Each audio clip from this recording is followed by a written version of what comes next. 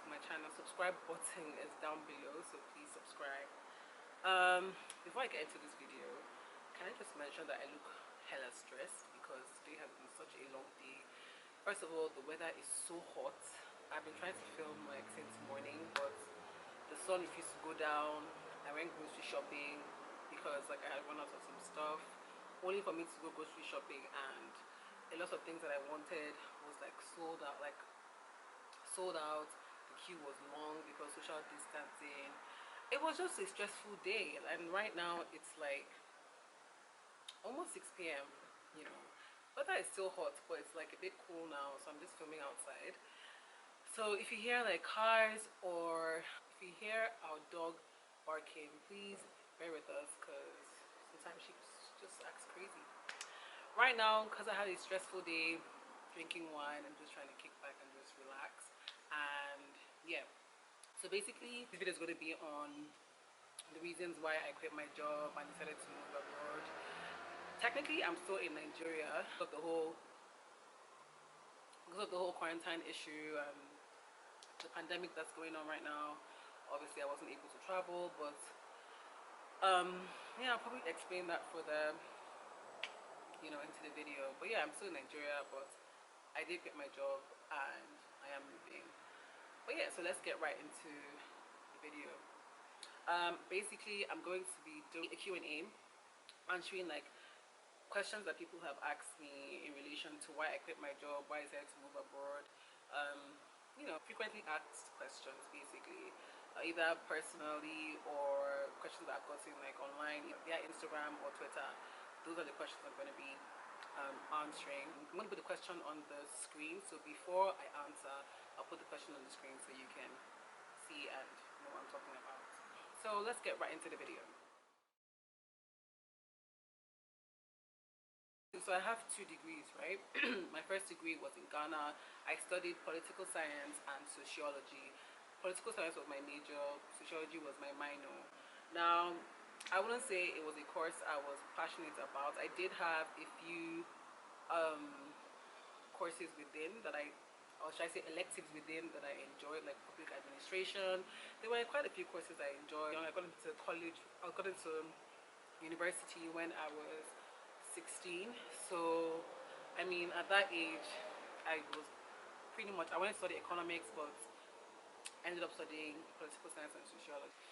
And for my master's, obviously I had matured, so I was able to decide like, okay, have like a bit of like an understanding of what I wanted to do, what my interests were. I thought initially I wanted to do international business, but when I spoke to my dad was saying that I should do my master's in human resource management because of the job market. So I was like, okay, fine. So I applied, got into a good school, good management school in England, and that's where I did my master's. So I did my master's in Lancaster University. And after uni, or rather before I graduated, so I started applying for jobs in England, and didn't really get like any offers because they had changed the system, like the visa system. If you're going to live in England, like a company had to sponsor you like with visa and all of that, and obviously I'm not a British citizen, so it was kind of hard. So yeah, after uni, I started applying for jobs in Nigeria, and then I saw that there was a job opening for this graduate program in GE, and I applied to that. So when I moved back to Nigeria, they had put out like a post on one of these job sites saying they were having a seminar and also an interview for like graduates and all that. So I remember going for the seminar with my sister, and basically, yeah, after the seminar it was like an on-the-spot interview, and thankfully they had like an opening for human resources, like a position, I think it was like a trainee position or something like that. Yeah, they had a training position for HR, and I applied, I did the interview, I wrote a test, and pretty much like after like, let's say I moved in December, I got like feedback probably in February, and I started in May. So pretty much got the job, I guess, on the spot, I would say, which I was very grateful about. I was thankful because that was like my first professional, I would say, job, like first real job. I mean, obviously I had worked, like done internships and stuff. I remember when I was in uni, I used to do summer internships in House of Assembly. I used to work directly with the Speaker of the House in Port Harcourt, River State. So, I mean, that wasn't really like a job. It was just like maybe like 3 months here, just ran like an internship basically, and it was just basically administrative work and all that. So I wouldn't say it was as serious as obviously this job. Yeah, technically that's how I landed my first job and started my career.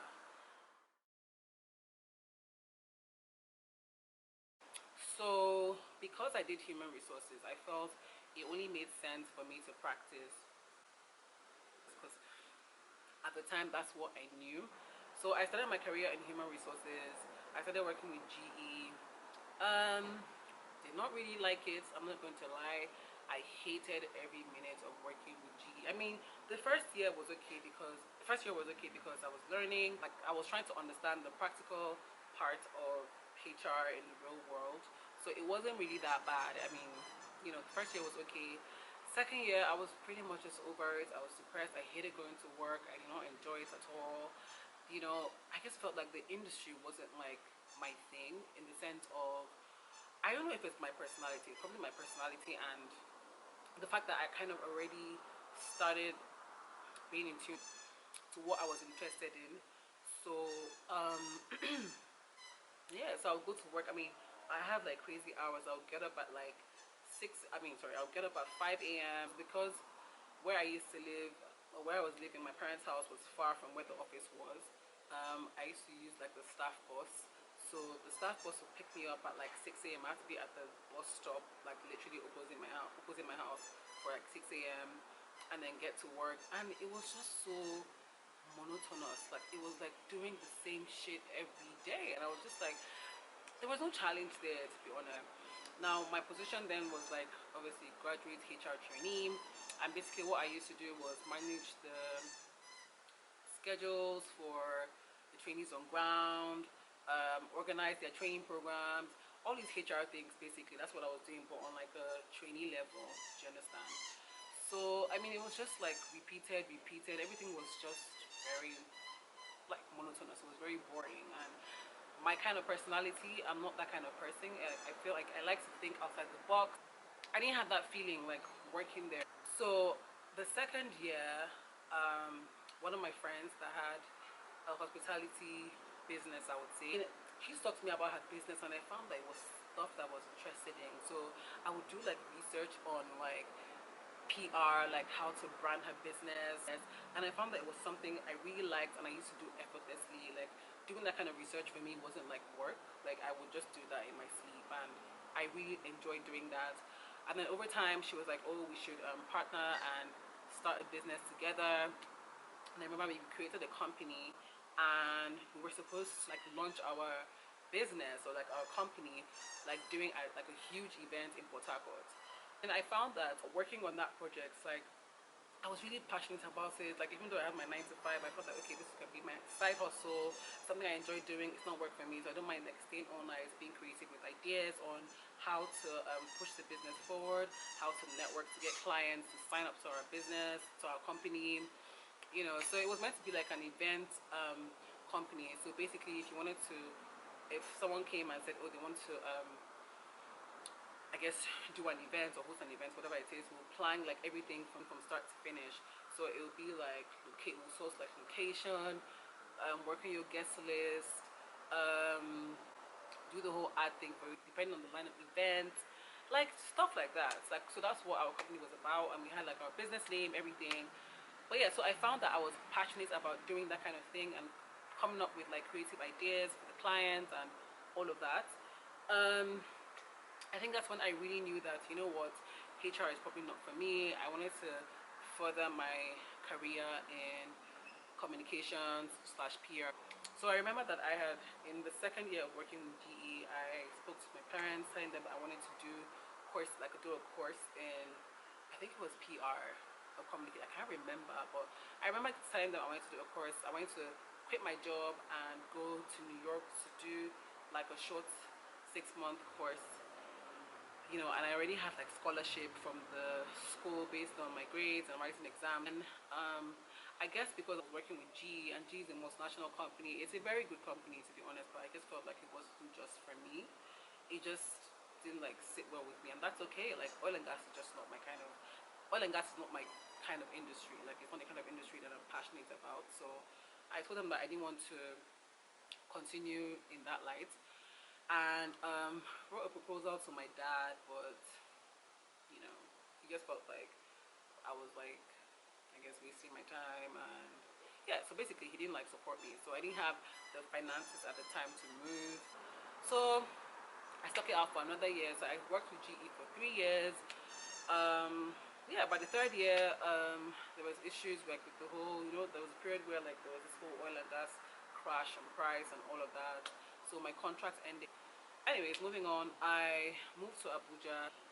I got a human resource job, and it was more on a, I would say, supervisor level. It was in telecoms. I was with that company for 6 months.